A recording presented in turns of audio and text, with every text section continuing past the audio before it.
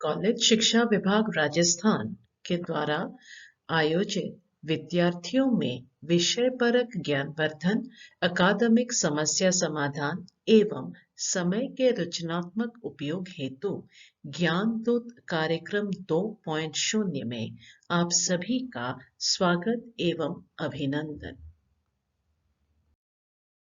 ज्ञानदूत 2.0 कार्यक्रम के अंतर्गत आज हम अध्ययन करेंगे समाजशास्त्र विषय के बारे में।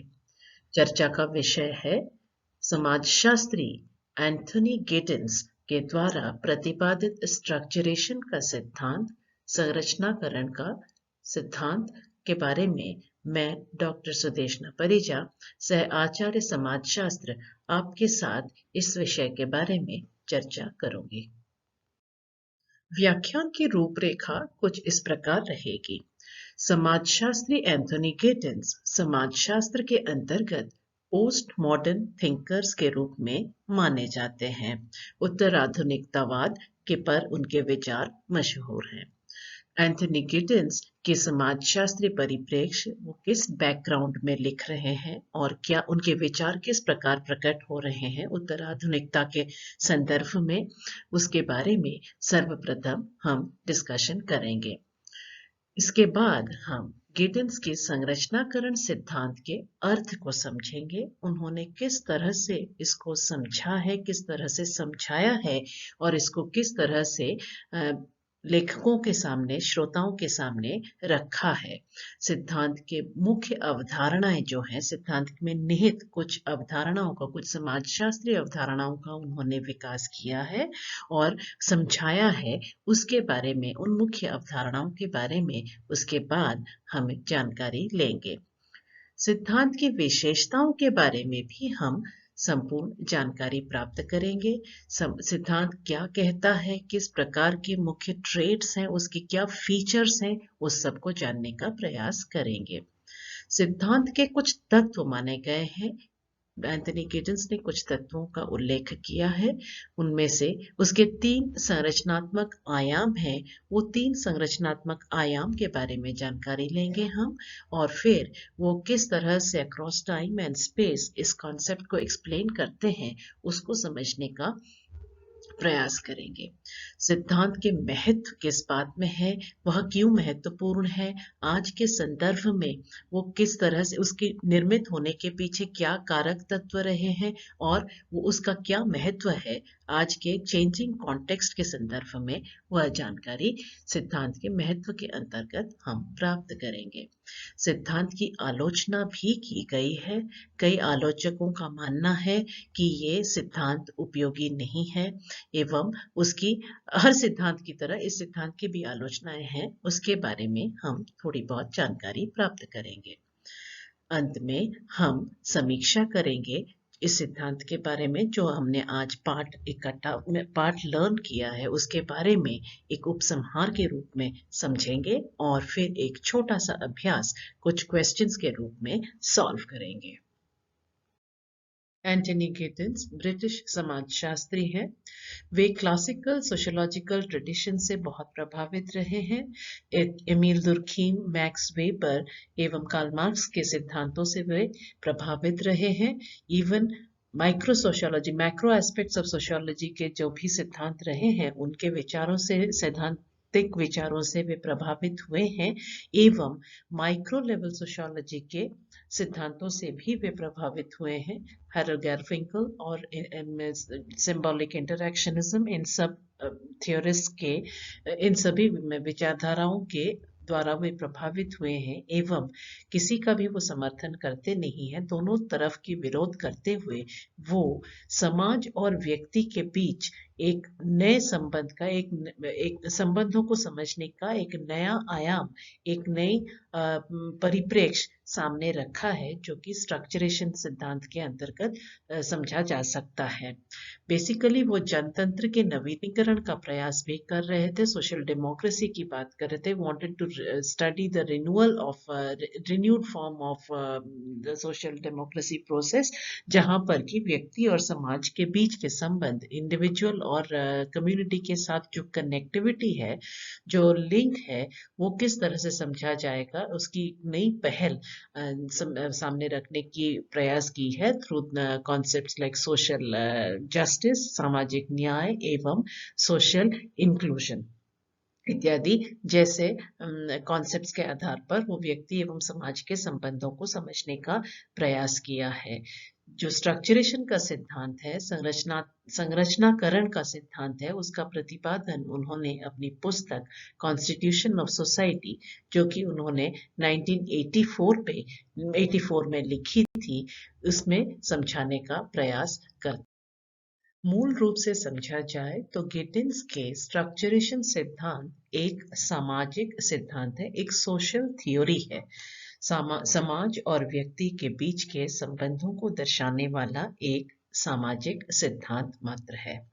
ये सिद्धांत जो है बेसिकली सामाजिक संस्थाओं का सृजन एवं उनके पुनः उत्पादन यानी production and reproduction of social institutions के बारे में सिद्धांत है। ये production and reproduction of institutions किस प्रकार से होता है, कौन करता है इसको? गिटिन्स का मानना है कि इंडिविजुअल कर्ता यानी जिसे वो एजेंट के रूप में समझते हैं, एजेंसी एंड स्ट्रक्चर यानी सोशल इंस्टीट्यूशनल फ्रेमवर्क जो है वो एक दूसरे से कनेक्टेड होती हैं। इंडिविजुअल्स के द्वारा ही ये स्ट्रक्चर्स वापस रिप्रोड्यूस होती हैं और एक दूसरे पर आधारित होती है, यानी संरचना एवं agency, structure and agency are interdependent. They are dependent on each other. And the agent basically creates and recreates the social institution. दोनों में किसी प्रकार से देखा जाए तो दोनों में से कोई एक प्राथमिक नहीं है। बोथ हैव इक्वल इम्पोर्टेंस, दोनों की समान महत्व है। इस रिक्रिएशन के प्रोसेस में या फिर स्ट्रक्चरेशन के प्रोसेस में, जो कि जिस सामाजिक सिद्धांत के प्रोसेस में या स्ट्रक्चरेशन के प्रोसेस में व्यक्ति यानी एजेंट एवं इंस्टीट्यूशन यानी स्ट्रक्चर दोनों ही समान महत्व रखते हैं in the creation and recreation of the social structure. Giddens के स्ट्रक्चरेशन सिद्धांत को समझने के लिए उनके द्वारा स्पष्ट किए गए कुछ अवधारणाओं पर डिस्कशन करना आवश्यक है। पहली अवधारणा एजेंसी यानी अभिकरण का है। एजेंसी किसी एक कर्ता को का सूचक है जो कि सामाजिक परिवेश में अपना क्रिया संपन्न करता है, यानी एक social actor in a given social setting. Actor क्या काम करेगा? एक्टर वही करेगा जो उसके स्ट्रक्चर उसे करवाता है या तो फिर स्ट्रक्चर को वो रिप्रोड्यूस करता है। अपनी क्रिया के द्वारा वो सोशल स्ट्रक्चर को जीवन देता है या फिर उसको जीता है। वो उस एक्शन को परफॉर्म करके, उस आचरण को, प्रैक्टिस को परफॉर्म करके वो अपने स्ट्रक्चर को प्रोड्यूस करता है, क्रिएट करता है और रिक्रिएट करता है। यानी सोशल स्ट्रक्चर इज एविडेंट या सोशल स्ट्रक्चर केवल क्रिया के, एजेंसी के एक्शंस के द्वारा ही प्रकट होता है या फिर उससे रिक्रिएट होता है या रिप्रोड्यूस होता है। सोशल आचरण या सामाजिक प्रैक्टिसेस ही, द प्रैक्टिस या the practice is basically what the actor does, actor की क्रिया है, और सामाजिक सोशल एक्शन जो है इज बेसिकली द एजेंसी और स्ट्रक्चर के बीच का समन्वय है जो कि रिजल्ट करता है in the reproduction of the social structure. तो सोशल सिस्टम को समझने के लिए या सामाजिक व्यवस्था को समझने के लिए किसी भी समाजशास्त्री की या सोशल साइंसेज में हमें कैसे लोग समय और स्थान सापेक्ष रूप से इस प्रैक्टिस को अपनाते हैं या इस प्रैक्टिस को संभालते हैं या फिर सामाजिक आचरणों को एनेक्ट करते हैं, स्ट्रक्चर को क्रिएट करते हैं, रिक्रिएट करते हैं, उस कॉन्सेप्ट को समझना आवश्यक हो जाता है। अर्थात एजेंसी या एक्टर कर्ता होता है या फिर एक्टर होता है किसी भी सामाजिक परिवेश के अंतर्गत। सामाजिक संरचना या स्ट्रक्चर बेसिकली इस कर्ता के द्वारा क्रिएट किया जाता है, उसकी प्रैक्टिस के द्वारा, उसके एक्शंस के द्वारा, उसके आचरणों के द्वारा। सामाजिक आचरण कर्ता द्वारा निभाए जाते हैं या आचरण प्रस्तुत किए जाते हैं, और ये आचरण को हम समझने के लिए समय और स्थान सापेक्ष रूप से समझ सकते हैं। समाजशास्त्रीय अध्ययन किया जा सकता है समय और स्थान सापेक्ष रूप से कैसे व्यक्ति अपने जीवन को ऑर्गेनाइज करते हैं, अपने जीवन को गठित करते हैं, वह सामाजिक व्यवस्था का सूचक हो सकता है। तो इसलिए स्ट्रक्चरेशन थ्योरी में 5 इंपॉर्टेंट कॉन्सेप्ट्स गिटन्स ने रीडिफाइन करे हैं या फिर वहां पे स्पष्ट किए हैं। Agency is the individual actor, structure is what the individual does in the given social setting। सामाजिक प्रैक्टिसेस या सामाजिक आचरण बेसिकली उसकी एक्टिविटी है, उसकी एक्शन है जो कि स्ट्रक्चर से भिन्न नहीं होता है, अथवा वो समय और स्थान, और ये जो प्रैक्टिसेस, ये आचरण जो है समय और स्थान के द्वारा परिभाषित किए जा सकते हैं, निर्दिष्ट प्रकार समझाए जा सकते हैं, अथवा ये सामाजिक व्यवस्था की अगर अध्ययन करना हो, सोशल साइंसेस में अगर सोशल सिस्टम्स के अध्ययन करना हो, तो वो इन एजेंसी के द्वारा सामाजिक स्ट्रक्चर के क्रिएशन और रिक्रिएशन की प्रक्रिया को ही समझने का प्रक्रिया होता है। तो स्ट्रक्चरेशन एक प्रक्रिया है, एक प्रोसेस है जिसके द्वारा स्ट्रक्चर निर्मित होते हैं, स्ट्रक्चर कंस्ट्रक्ट होते हैं और रिकंस्ट्रक्ट होते हैं। ये कभी स्थिर नहीं रहता है, बार बार चेंज होता रहता है, और ये एक्टर्स के या एजेंसी के एक्शंस में के द्वारा ही निर्मित एवं पुनः निर्मित हो सकते हैं। एंटनी गिडिन्स ने अपने स्ट्रक्चरेशन थ्योरी में एजेंट स्ट्रक्चर के डुअलिटी के बारे में बात की है। डुअलिटी से तात्पर्य उनका सिंपल शब्दों में बताया जाए तो डुअलिटी से तात्पर्य उनका यह है कि स्ट्रक्चर एक मीडियम भी होता है, स्ट्रक्चर यानी सामाजिक संरचना एक माध्यम भी होता है, मीडियम भी होता है, एवं एक कॉन्सिक्वेंस यानी आउटकम भी होता है।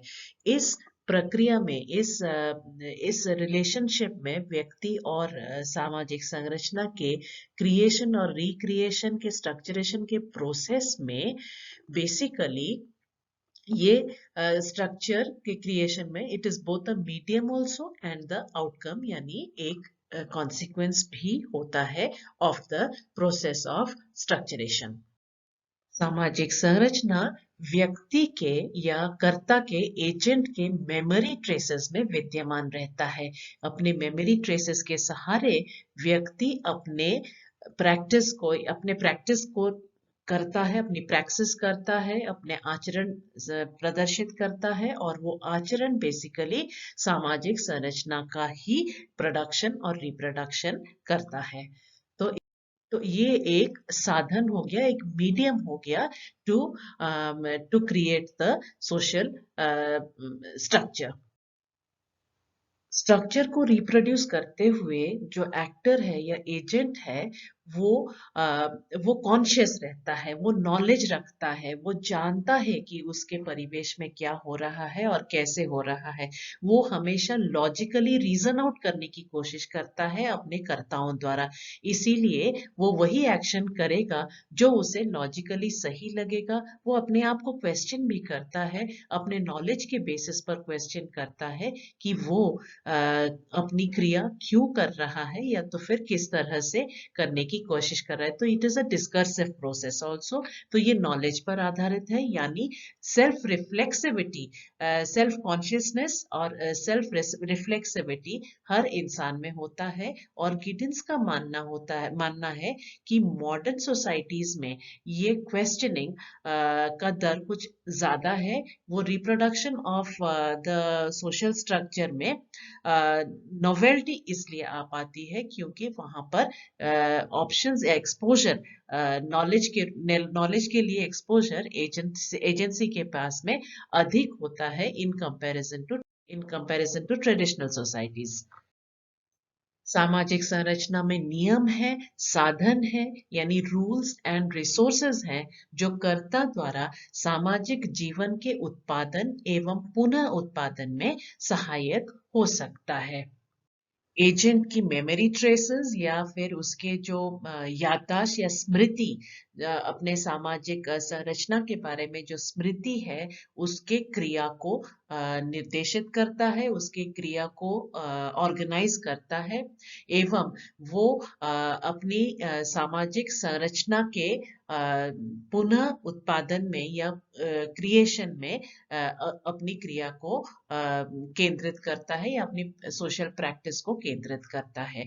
यहाँ पर दुर्खीम का इन्फ्लुएंस भी है गिडिंस के ऊपर। गिडिंस कहते हैं कि सोशल स्ट्रक्चर अपने आप रिप्रोड्यूस करता है या तो फिर व्यक्ति वो करता है जो उससे समाज करवाता है, परंतु ये इतना कंस्ट्रेनिंग नहीं है कि वो समाज के दबाव में अपना क्रिया कर सके, जो कि दुर्खीम का मानना है। दुर्खीम कहते हैं it is both coercive and both constraining and coercive, परंतु यहाँ पर गिडिंस कहते हैं it is enabling and constraining. Enabling मतलब व्यक्ति अपने क्रिया को करने के लिए सक्षम बनता है, साथ क्रिया करने हेतु सक्षम बनता है। संरचना व्यक्ति पर नियंत्रण जरूर रखता है, परंतु क्रिया करने हेतु उसे सक्षम भी बनाता है। नॉलेज के प्रति एक्सपोजर होते हुए व्यक्ति के इंडिविजुअल फ्रीडम भी है, उसके खुद की स्वतंत्रता है कि वो अपने क्रिया को किस तरह से प्रदर्शित करेगा on the basis of the knowledge. जो एक्सपोजर उसने गेन किया है, जो नॉलेज के प्रति उसका एक्सपोजर है, अपने सोशल प्रैक्टिसेस के प्रति जो एक्सपोजर है, जो कि उसके मेमोरी ट्रेस में उसको करने के लिए प्रेरित कर रहा होता है, वो सारा कुछ उसकी क्रिया को निर्देशित करता है और उसी के क्रिया के द्वारा ही सामाजिक संरचना का पुनः रिप्रोडक्शन या फिर रिप्रोडक्शन यानी पुनः उत्पादन संभव पर हो पाता है।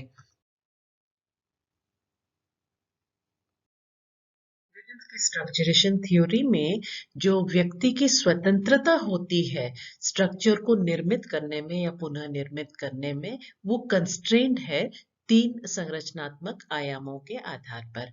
पहला जिसे वो कहते हैं शब्द शक्ति यानी सिग्निफिकेशन। बेसिकली इंडिविजुअल फ्रीडम जो है वो कंस्ट्रेंड है उसके लैंग्वेज के द्वारा, उसके लिटरेचर के द्वारा और उसके शब्दकोश द्वारा, जो कि उसे डेफिनाइट मीनिंग्स इन्फर करने के लिए कहीं ना कहीं कंस्ट्रेन करती हैं। तो वो जो उसका कॉन्टेक्स्ट है वो शब्दों के द्वारा या फिर उसके जो कॉन्टेक्स्ट के द्वारा डिफाइन होती है और वो शब्द शक्ति द्वारा यानी सिग्निफिकेशन द्वारा उसे संकेत मिलता है कि वो किस प्रकार से अपने सोशल प्रैक्टिस को या आचरण को संपन्न करेगा। स्ट्रक्चर को निर्मित करने में एजेंसी के पास जो रिसोर्सेज होते हैं, जो फैसिलिटीज होती हैं, उन्हीं के आधार पर वो अपना सोशल प्रैक्टिस निभाता है या सोशल प्रैक्टिस संपन्न करता है। तो ये रिलेशनशिप्स ऑफ डोमिनेशन या प्रभुत्व के संबंध यहाँ पर झलक के दिखाई दे सकते हैं। तीसरी बात इम्पोर्टेंट यहाँ पे संरचनात्मक आयाम का वो यह है कि वैधीकरण या लेजिटिमेशन का इश्यूज है जो नॉर्म्स के द्वारा या वैल्यूज के द्वारा संपन्न हो सकते हैं या फिर रिफ्लेक्ट कर सकती हैं। तो इंडिविजुअल एजेंसी के बिहेवियर में वो व्यवहार प्रदर्शित होते हैं जो नॉर्म्स के द्वारा या सैंक्शन होती है, वो प्रतिमान जो सैंक्शन होती है वो भी नजर आता है। तो किसी भी समाज के सामाजिक संरचना के ये कम्युनिकेशन के जो संचार के जो माध्यम है यानी शब्दकोश या लिटरेचर या जो मीनिंग्स कंस्ट्रक्ट होती है, जो मीनिंग्स होती हैं वो, या तो फिर रिलेशनशिप्स ऑफ डोमिनेशन, और तीसरा जो नॉर्मेटिव स्ट्रक्चर है समाज का, जो नॉर्मेटिव एस्पेक्ट है, ये तीनों संचार, शक्ति एवं अनुमोदन, इन तीन तरीकों से सामाजिक संरचना के बारे में, सामाजिक संरचना इन तीनों अंतःक्रिया के तरीकों द्वारा रिफ्लेक्ट हो सकती है या दर्शाई जा सकती है। तो सामाजिक संरचना के निर्माण या क्रिएशन और रिक्रिएशन में ये तीन एस्पेक्ट्स, जो ये संरचनात्मक स्ट्रक्चरल एस्पेक्ट्स जो होते हैं, सिग्निफिकेशन, डोमिनेशन और लेजिटिमेशन, रिफ्लेक्ट होती हैं स्ट्रक्चरेशन के प्रोसेस में, और अंतःक्रिया के ये तीन तरीकों द्वारा ही ये समझे जा सकते हैं, जैसे कि संचार, शक्ति एवं अनुमोदन यानी नॉर्मेटिव प्रिस्क्रिप्शंस के द्वारा। गिडिंस द्वारा बताया गया स्ट्रक्चरेशन का सिद्धांत आधुनिक समाज एवं रिस्क सोसाइटी के अध्ययन के संदर्भ में अत्यंत प्रासंगिक है, महत्वपूर्ण है। गिडिंस के स्ट्रक्चरेशन सिद्धांत की आलोचना भी हुई है। सक्षम बनाने एवं नियंत्रण शक्ति की तीव्रता का अनुमान लगाया नहीं जा सकता है, ऐसा कई आलोचकों का मानना है। सैद्धांतिक रूप से इसे तटस्थ माना जाता है, परंतु प्रयोग सिद्ध अध्ययनों के लिए यह अनुपयुक्त कई आलोचकों के अनुसार माना गया है। गिडिंस द्वारा प्रतिपादित सामाजिक स्ट्रक्चरेशन के सिद्धांत के बारे में एक क्विक रिकैप। सामाजिक संरचना की ये जो प्रक्रिया है, निर्मित करने की प्रक्रिया है, ये बेसिकली स्ट्रक्चरेशन इज अ प्रोसेस, या स्ट्रक्चरेशन एक प्रक्रिया मात्र है। स्ट्रक्चर तैयार करने का या स्ट्रक्चर कंस्ट्रक्शन का ही एक प्रक्रिया है। इसे फीडबैक फॉरवर्ड प्रोसेस भी कहा जाता है। फीडबैक मिलता है एजेंसी को स्ट्रक्चर के द्वारा, और फिर वो एजेंट उस स्ट्रक्चर को निर्मित करके वापस फॉरवर्ड कर देता है टू द सोशल सिस्टम। एक निहित बात इसमें यह है कि स्ट्रक्चर की डुअलिटी इसमें दिखाई देती है। डुअलिटी इस अर्थ में कि स्ट्रक्चर एक माध्यम है, एक मीडियम है, निर्मित होने का मीडियम भी है, और आउटकम यानी रिजल्ट फोर्स भी, एक कंस्ट्रक्शन के बाद भी वो आउटकम भी माना जा सकता है। तो मूल रूप से देखा जाए तो स्ट्रक्चरेशन एक प्रक्रिया है जो इंटरडिपेंडेंट है, जो आपस में जुड़े हुए हैं। फीडबैक फॉरवर्ड प्रोसेस के अंतर्गत इसे समझा जा सकता है। यह स्पष्ट होना आवश्यक है कि स्ट्रक्चरेशन इज डिफरेंट फ्रॉम स्ट्रक्चरलिज्म और स्ट्रक्चरल फंक्शनलिज्म, यानी समाजशास्त्र में विद्यमान संरचनावाद एवं संरचनात्मक प्रकार्यवाद से यह भिन्न है। सामाजिक संरचना का यह एक मात्र निरंतर निर्माण एवं पुनः निर्माण की प्रक्रिया की बात कर रहे हैं। स्ट्रक्चरेशन की बात जब गिडिंस कर रहे हैं तो वो सामाजिक संरचना के निरंतर निर्माण एवं पुनः निर्माण की बात कर रहे हैं, नॉट व्हाट स्ट्रक्चरलिज्म और structural functionalism has contended as a sociological theory. सामाजिक संरचना जो है वो मानव स्मृति में प्रकट होता है। It is manifest in individual memory spaces, या एजेंट के मेमोरी स्पेसेस में ये मैनिफेस्ट हो सकते हैं। एजेंसी की ज्ञान एवं स्मृति सामाजिक आचरण हेतु प्रेरक तत्व बन जाते हैं, या तो फिर द नॉलेज जो एजेंसी के पास है और उसके जो मेमोरी ट्रेसेस हैं जो उसे एक निश्चित प्रकार के आचरण करने के लिए प्रेरित करता है या डायरेक्ट करता है, वो इम्पोर्टेंट हो जाता है। एजेंसी का ज्ञान और मेमोरी स्पेसेस। क्रिया का रिफ्लेक्सिव मॉनिटरिंग भी इस स्ट्रक्चरेशन के प्रक्रिया द्वारा ही होता है। अपने नॉलेज के आधार पर एजेंट कंटिन्यूअसली रिफ्लेक्ट करता है, अपनी क्रिया को मॉनिटर करता है कि वो किस तरह से अपने सोशल स्ट्रक्चर को रिकंस्ट्रक्ट कर रहा है। आज के इस कक्षा में हमने गिडिंस द्वारा बताया गया स्ट्रक्चरेशन सिद्धांत के बारे में कंसेप्चुअल क्लैरिटी हमने गेन किया है और इससे हमें कई एग्जामिनेशंस में पूछे जाने वाले कई प्रश्नों के सटीक उत्तर देने में सहायता मिल सकती है। धन्यवाद।